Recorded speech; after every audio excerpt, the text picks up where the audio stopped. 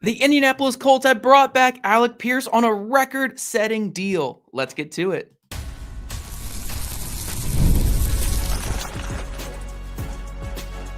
You are Locked On Colts, your daily Indianapolis Colts podcast. Part of the Locked On Podcast Network, your team every day. Welcome to Locked On Colts, part of the Locked On Podcast Network. Now, the #1 sports podcast network around. Hello, everyone. My name is Zach Hicks, your resident film nerd of horseshoehuddle.com. And I'm joined, as always, by Jake Arthur, our boots on the ground over at Round Table Sports. Today is the first day of free agency, the legal tampering period, or as we should all just call it, the first day of free agency, has opened up. Teams are allowed to sign players or at least agree to deals with players.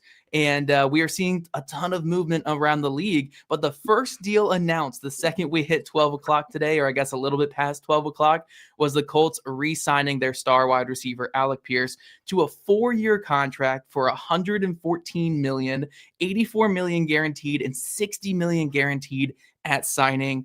As Jake has it in here, it's the richest deal ever for a free agent wide receiver, which I think is funny because he was technically only a free agent for like 4 minutes into the tampering period. So maybe they let him hit the market just to break that record there. So we'll talk all about Alec Pierce, what this means for the Colts offense going forward. We'll talk about the trade of Michael Pittman Jr. to the Pittsburgh Steelers. We're still waiting on what the trade comp is for that, but the Colts have moved on from Michael Pittman Jr.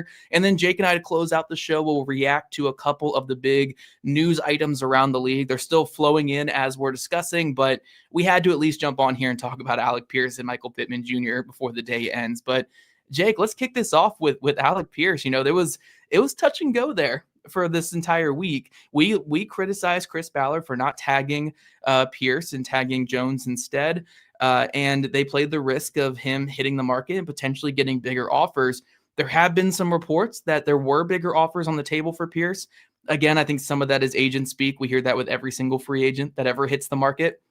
But ultimately, he re-signs with the Colts $28.5 million per year, and he will be the Colts' #1 wide receiver going forward. Yep, and Zach, just as we suspected, while we are on air, the Colts added somebody else. Arden Key is signing to the Colts 2 years, up to $20 million with $11 million guaranteed. Okay, so it's probably 2 years, like $10 million or something. So we'll shuffle him into segment 2 here and talk right. But let's talk about Alec Pierce for sure, and then we'll jump into Arden Key and a bunch of other players. Yep. All right. So Alec Pierce, I was surprised at how quickly this one got done, because again, we talked about the fact that it wasn't a foregone conclusion that he was necessarily going to hit the market. It was very likely, just based on his own words last week on Up and Adams. But, you know, if the Colts swooped in and did some strong gesture and really close some ground that they could maybe get it done. And so what was it? God, like 1202 or something. And here comes this mega deal for Pierce at $28.5 million per year. I'm totally good with it. I think we were willing to go to 30, you and I, like, if that's where the market drove, but you didn't. It was going to start to get more uncomfortable the more you went beyond 30. So to go under 30, I think, is a great mark. Reportedly, that wasn't even the best offer he received. There was at least, I guess, one other team that offered more. I've heard a lot about, like, the Commanders kind of threw a bag at him, so maybe that was the other team. But here's a couple big things we know. He never really mentioned it being about the money. But the quarterback situation was like paramount to him because, again, we've seen him rendered almost useless before based on the quarterback position. You know, you look back his rookie year, 2022, Gardner Minshew refused to look more than 10 yards down the field at him in 2023, basically. So not only should we assume that things are moving in the right direction on the Daniel Jones front, but that these two are going to be tied together for, I would say, at least a few years as far as contractually how that looks. So I immediately, when I saw that, said, okay, well, Daniel Jones must be coming down the pipe pretty soon as well. So I like the contract figures. I like that the Colts, they broke the bank, but it could have been even more, to be completely honest with you. And I really didn't want to see a guy that they drafted and developed and spoke so highly of. I didn't want to see him get out the door. And even though you're weighing quarterback and receiver as to who is most important, I think we all thought they had to be a package deal going into this, because you were going to have to change too much ground going further into the offseason based on one of them falling through. But your receiver arguably being your most prized possession in free agency, that's a big deal. And the fact that you were able to get him without hitting 30 million, it's pretty big. Yeah, and I think a big part of this too is with the signing bonus being as big as it is, I don't expect his year one cap hit to be very bad whatsoever. Honestly, with the trade of Michael Pittman Jr., I think the Colts are probably in the green right now with cap space. Now, we'll see what the Arden Key deal looks like in terms of how they manage that.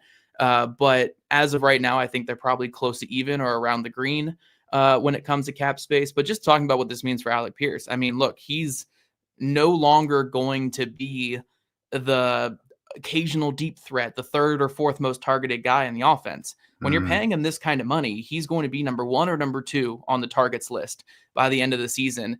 And a big part of this too, especially when we're looking at Michael Pittman Jr. versus Alec Pierce and like comparing the two, it's much easier to say that Pierce can do what Pittman can do rather than Pittman doing what Pierce can do, especially at their ages and their recent injury history. So I think Pierce projects well as a player that can just take on a bigger role in this offense. He's their best guy against press man coverage.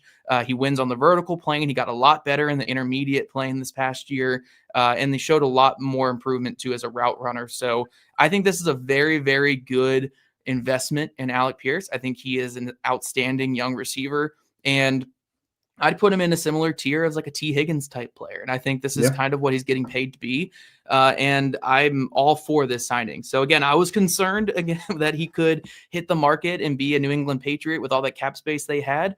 And who knows if they offered more than the Colts, but ultimately, I think this is a good find for the Colts. And I think getting him 130, 140 targets in a season compared to 84 will only work wonders for the Colts offense. I mean, last year, if you count the pass interferences he drew down the field, he generated like 1,200 yards of offense on 84 targets. So like he said on the Up and Adams show, right? Extrapolate that over 130 targets, and we're looking at one of the best receivers in football. I know it's not that easy to do that, but very, very good player. One of the biggest focal points of the offense. Honestly, when you look at the three pillars of the offense last year, it was Jonathan Taylor, Tyler Warren, and Alec Pierce. Those were the three biggest pieces. You couldn't afford to lose one of those three if you wanted to maintain your efficiency, and they're able to have all three of those guys back. So very, very good football player, and I'm excited to see what he can do with a much bigger role. Yeah, same here. I mean, he doesn't have the most wiggle to his game, but I think more than what we've been able to see from him, because really the short stuff, like I don't think we want to see him on like bubble screens or anything, but like the shorter parts of the game, like the short slants and stuff, is not something that we've seen be prevalent in his game. So I am pretty pumped to see his route tree expand, or just like the usage for him, but also how many times have we seen where we know he is like the biggest playmaker in the passing game, but it's not till like the fourth quarter that he's used, whether it's 2024 or 2025, like just the inconsistency in his usage week to week. Like I think it got a little better last year, but he was never get him the ball early and like let him go throughout the game. It always felt like he was used in pockets. And so to see him be a guy who's occasionally going to get 8, 9, 10, 11 targets in a game, like I'm pretty intrigued to see what that looks like.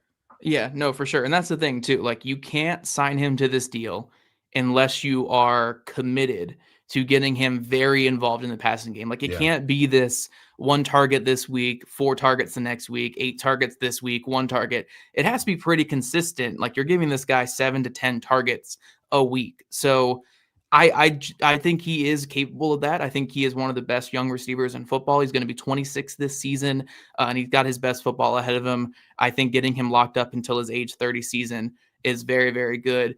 And I think he's going to be a really good player in this expanded role. So Alec Pierce, I am pumped about this. I'm glad that they were able to get it done. I still think they played it a bit too risky. Yeah, I'm for glad sure. that it ended up working out for them, but even him getting to the market scared me a bit, but I'm glad they were able to get it done. But in a move that kind of went with this, right? A move that had to happen when you locked in Alec Pierce to be your number one wide receiver. The Colts traded away Michael Pittman Jr. to the Pittsburgh Steelers. We're going to react to that, plus the Arden Key signing, plus a couple other moves the Colts have made today.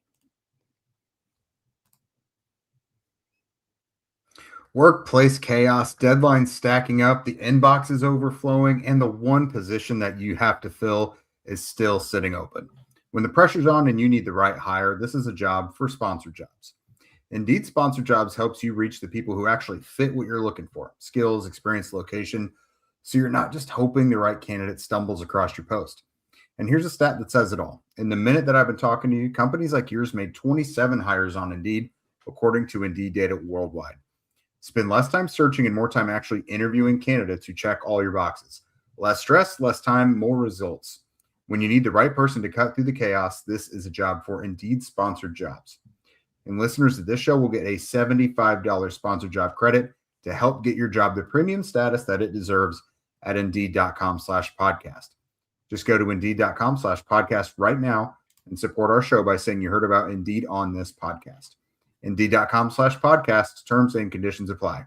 Need to hire? This is a job for Indeed Sponsored Jobs. All right, welcome back, everydayers. Obviously, a very big, loaded day of Colts news. It is the official kickoff of NFL free agency.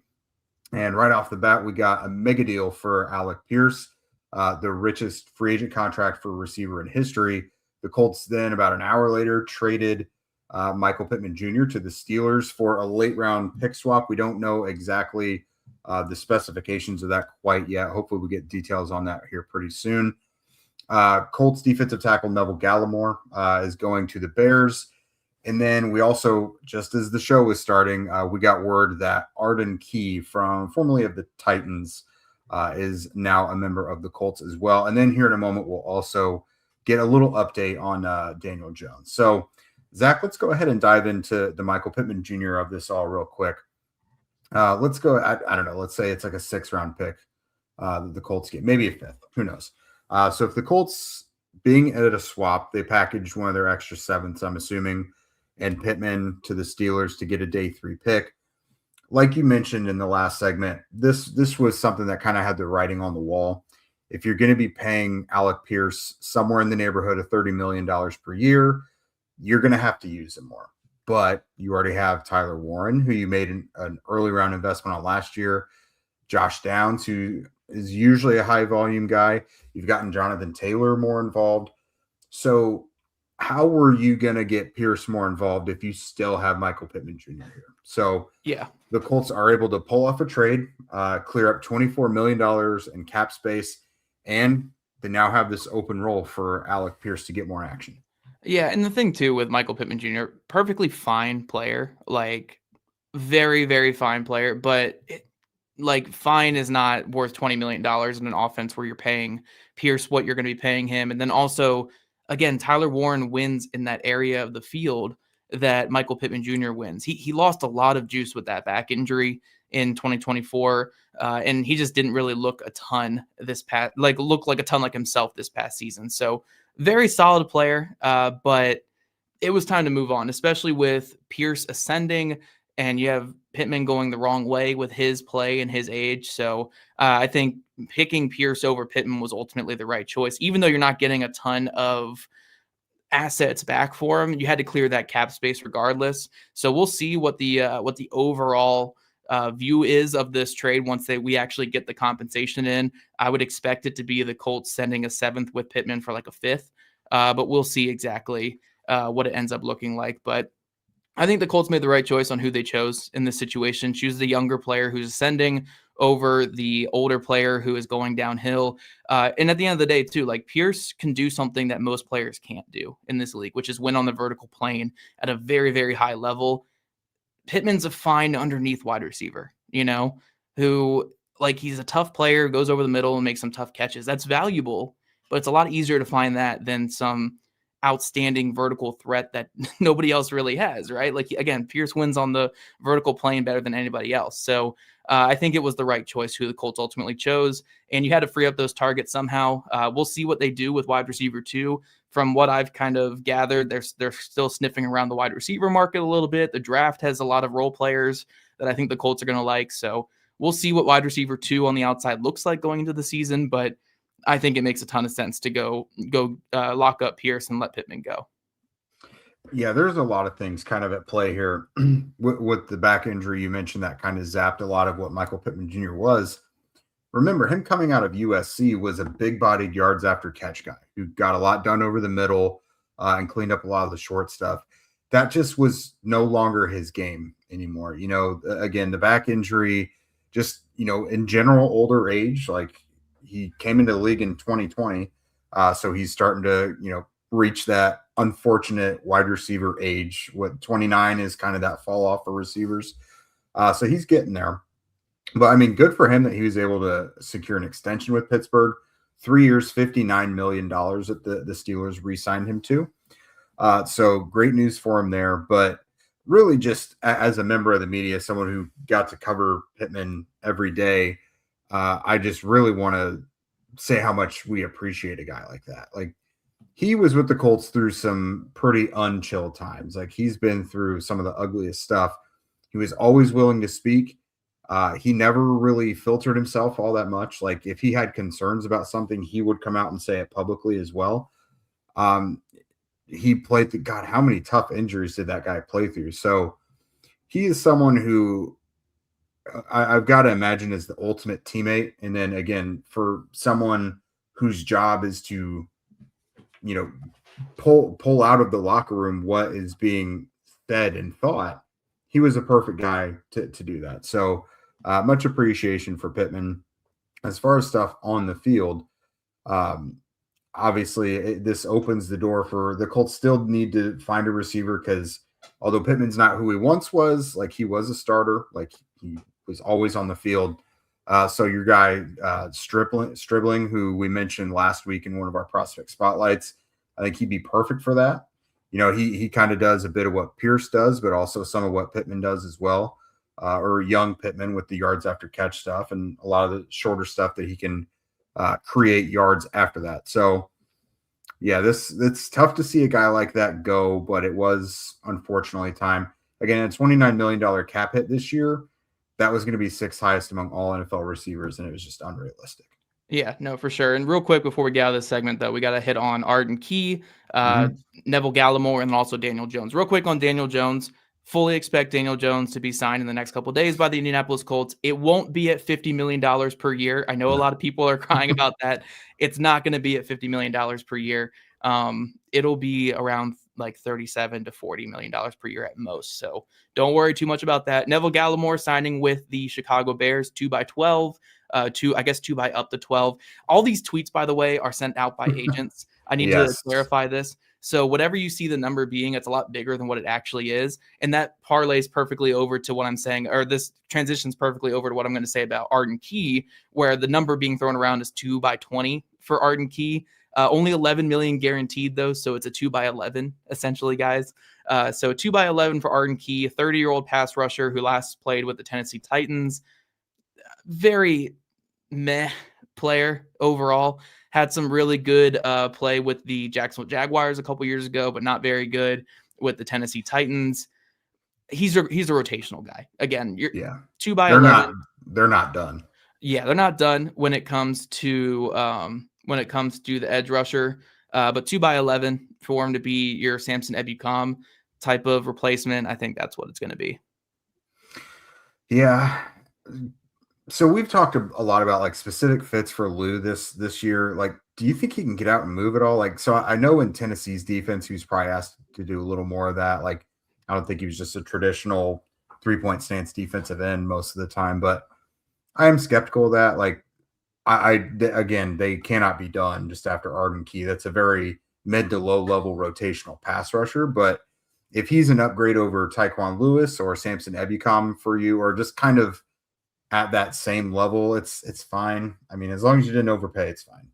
Yeah, no, I think it's kind of like a Tyquan Lewis type replacement. Maybe Yeah. even like again, JT Tuimoloau didn't really pan out the way they expected last year because I think Arden Key was at his best when he could rush inside and out in a lot of ways. So I think we could see him rushing a little bit inside as well. So yeah, I think that he's a fine player, more of a rotational guy. Just don't start him. And look, it's an upgrade over Tyquan Lewis or Samson Ebukam. I'm not going to sit here and parade this signing as like, oh my gosh, we're going to win the Super Bowl because we got Arden Key. But we'll see what he can do in Lou Anarumo's system, rushing as the inside-out pass rusher, and hopefully be a little bit more of an upgrade over an Ebukam or a Tyquan Lewis. But coming up, there's been a lot of moves today, guys. We're going to react to a couple of the biggest ones out there and see if there's any FOMO when it comes to a couple of these signings where players have gone to other teams. We live in a world where we can stream anything, order food in minutes, and carry supercomputers in our pockets. But somehow buying tickets to a live event still feels complicated. Hidden fees, jumping prices, endless steps, there's got to be a better way. But that's why we use the Gametime app here at Locked On. It gives fans the advantage and makes getting tickets simple, whether it's NFL games, concerts, comedy, whatever you're into.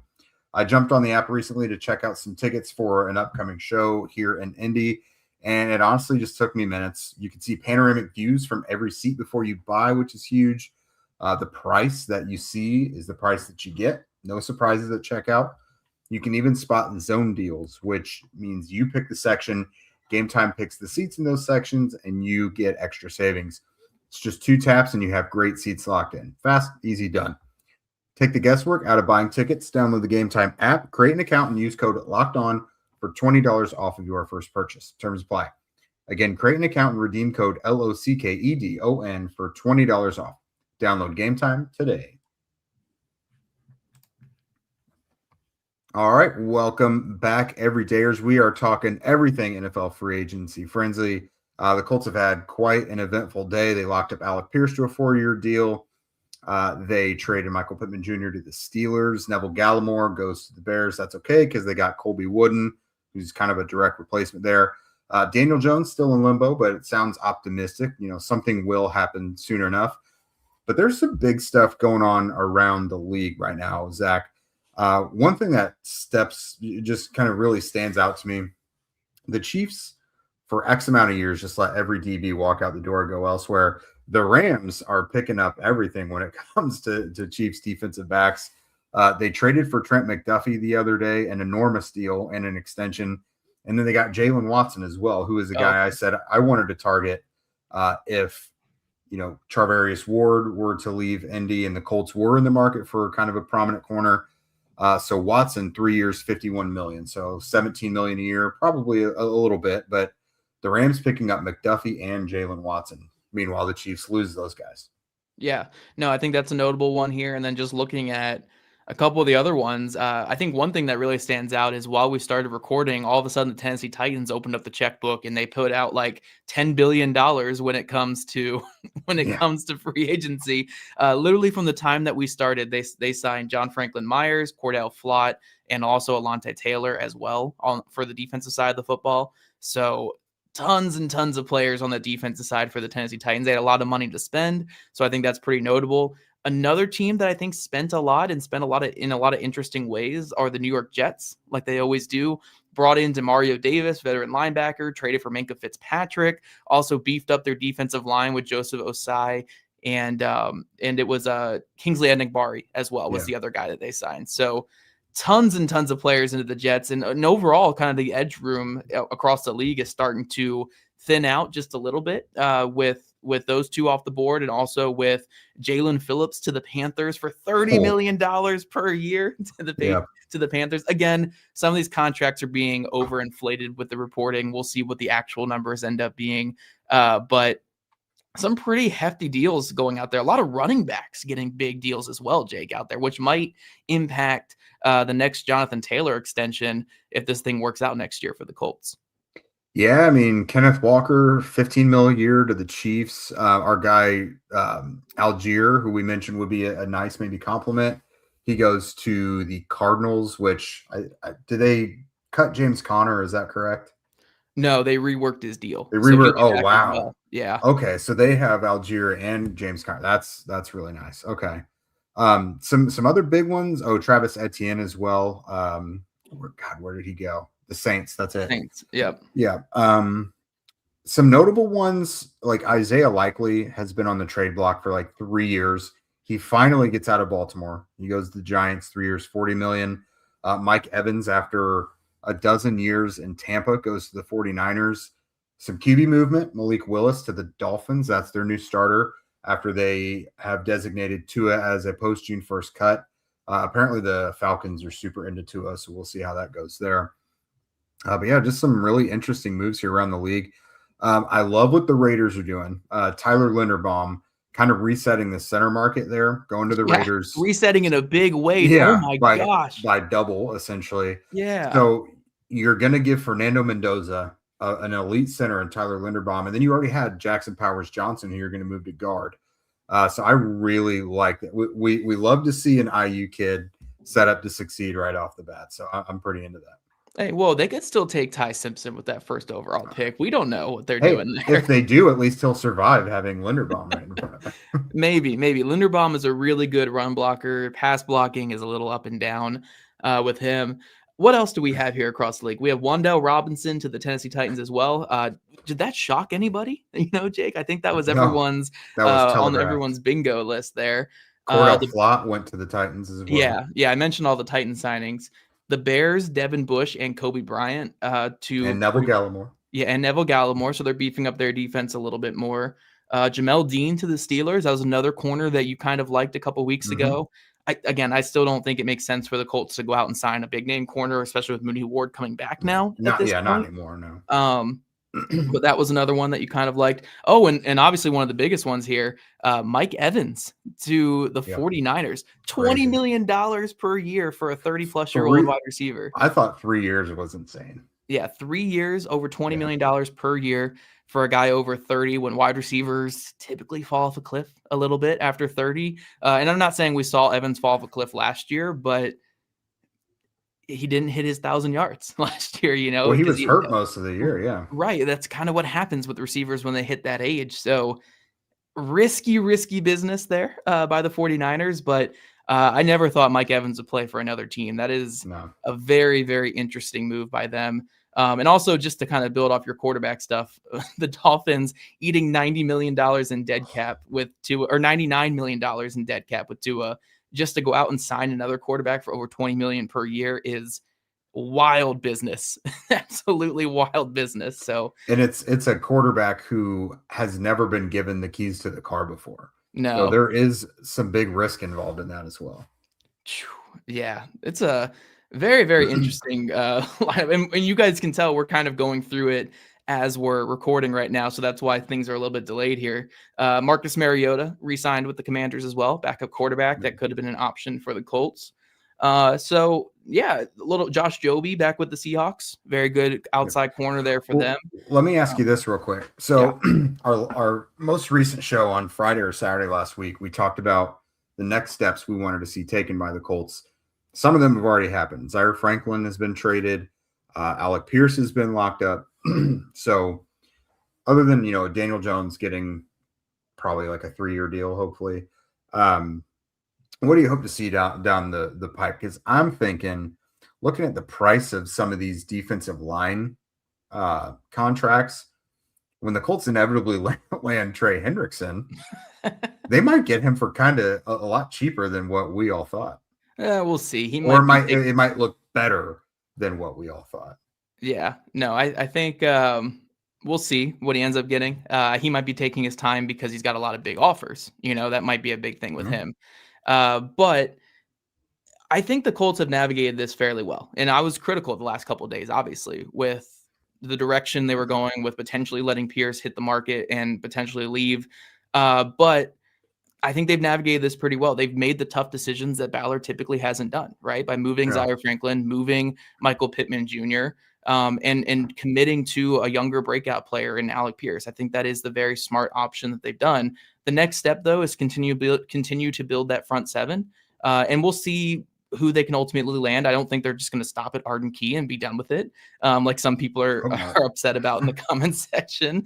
I do think they're going to be a little bit more in on that edge rushing room that's out there. And there's still a lot of guys that we like, Boy Mafe and Arnold Ebiketie and a lot of those things out there. So I want to see them just continue to invest in that front seven. And I think they can. I think there's still a lot of good talent out there. And I think that'll be the next step. But so far, I think that they've navigated this pretty well. And then once they're able to extend Daniel Jones, they'll have even more cap space to operate with. Again, I'm still thinking that they're in the green right now with cap space. So I think they'll have plenty of cap space to do what they needed to do this offseason.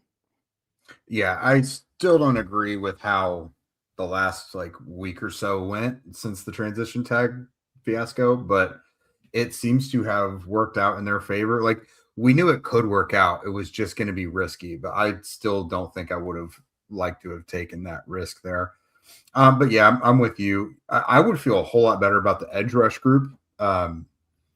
If you add another, like you said, Boye Mafe, and you draft someone in the first 4 rounds, already having Latu there, and maybe JT Tuimoloau gives you something, then it looks like a nice young pass rush group.